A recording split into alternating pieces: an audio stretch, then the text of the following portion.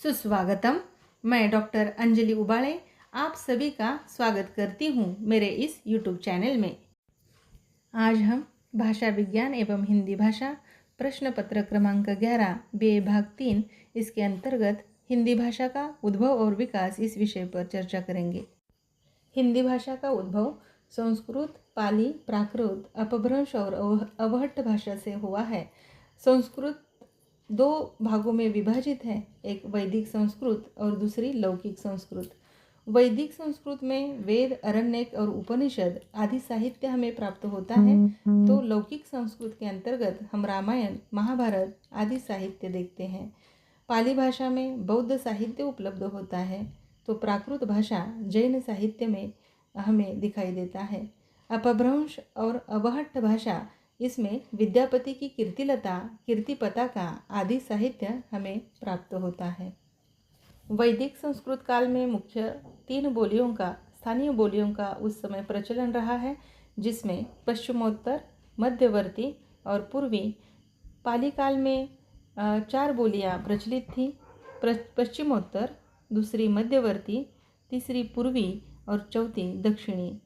प्राकृत काल में हम देख सकते हैं कि लगभग 7 बोलियां उस समय बोली जाती थी। ब्राचड़, केके, टक्क, शौरसेनी, महाराष्ट्री, अर्धमागधी और मागधी। अपभ्रंश काल में मतलब सन 500 ईस्वी से 1000 ईस्वी तक का जो समय है, इस समय में ब्राचड़ से सिंधी, केके से लहंदा, टक्क से पंजाबी, महाराष्ट्री से मराठी, शौरसेनी से गुजराती, राजस्थानी, पश्चिमी हिंदी, पहाड़ी, अर्धमागधी से पूर्वी हिंदी, मागधी से बिहारी, बंगला, असमी, उड़िया आदि बोलियां प्रचलित थी। हिंदी शौरसेनी अपभ्रंश का ही विकसित रूप माना जाता है। शौरसेनी अपभ्रंश की 5 उपभाषाएं हैं: पश्चिमी हिंदी, पूर्वी हिंदी, राजस्थानी, बिहारी और पहाड़ी। हिंदी भाषा का प्राचीन काल, जिसे हम प्रारंभिक काल या आदिकाल भी कहते हैं, और इसकी समय सीमा रही है लगभग 1000 ईस्वी से 1500 ईस्वी तक। इस आदिकालीन साहित्य की विशेषताएं निम्न प्रकार से हैं, जिसमें सर्वप्रथम हम ध्वनि पर चर्चा करेंगे। आदिकालीन हिंदी में प्रयुक्त ध्वनियाँ अपभ्रंश की ही रही है। साथ ही आदिकालीन हिंदी में अपभ्रंश के 8 स्वर आ गए हैं, जो अ, आ, ई, उ, ए और ओ। उसमें और 2 नए स्वर, संयुक्त स्वर आ गए हैं, जो ऐ और औ के रूप में हमारे सामने आते हैं। दूसरा है, अपभ्रंश में ड, ढ व्यंजन नहीं थे। तीसरी विशेषता ये है कि न, मह, लह आदि संयुक्त व्यंजन हिंदी में न, म, ल हो गए हैं।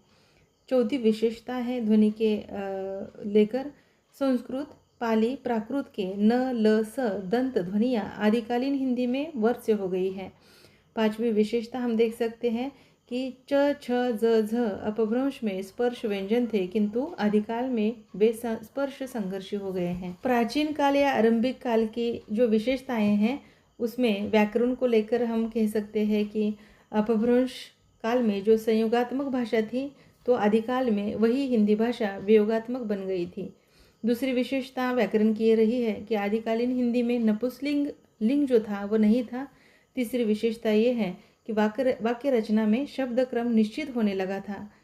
शब्द समूह को लेकर ये विशेषता हम देख सकते हैं कि अधिकांश शब्द अपभ्रंश के ही रहे हैं।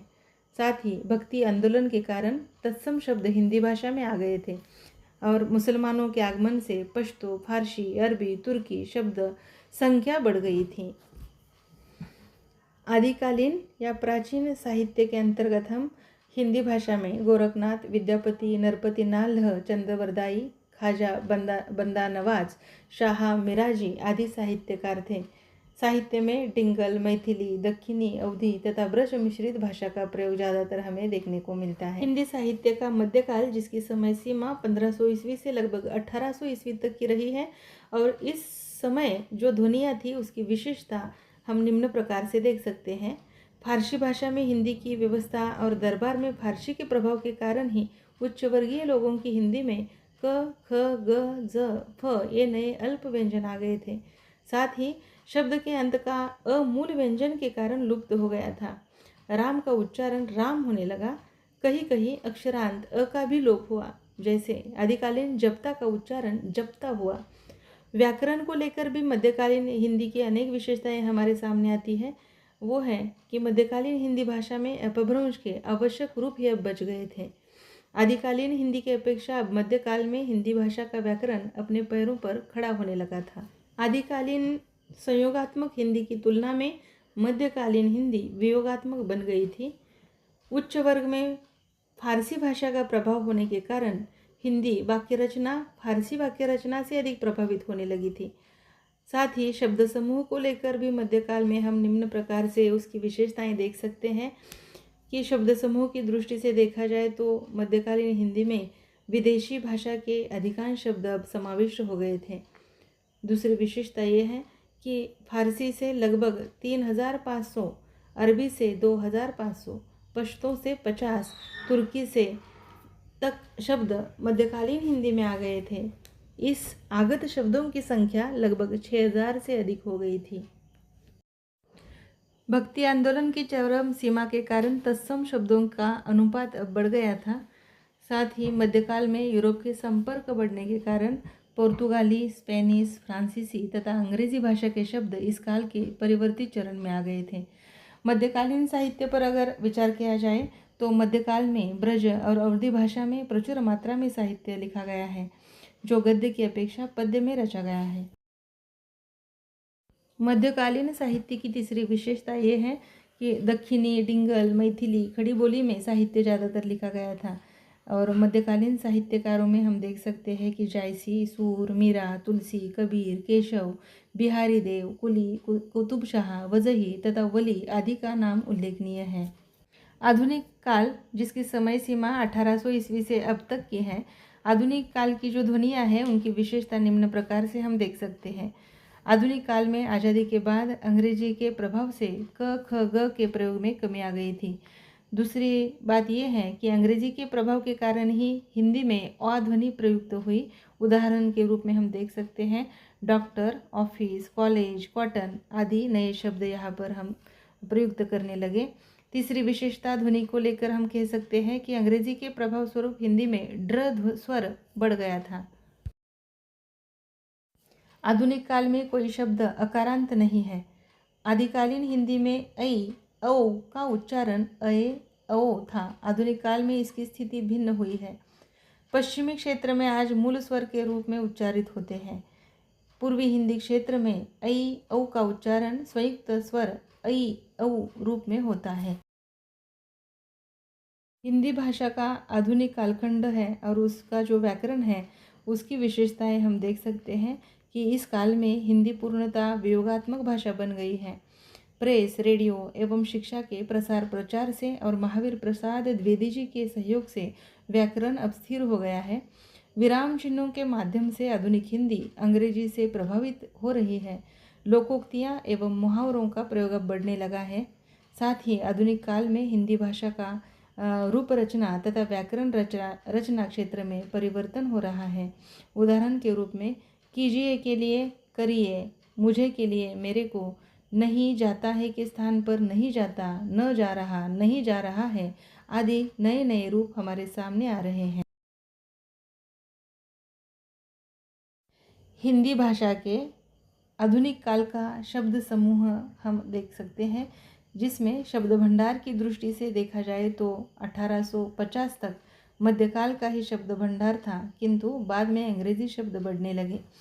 आर्य समाज के प्रभाव से तत्सम शब्दों की संख्या बढ़ गई है, तद्भव शब्द कम हो गए हैं।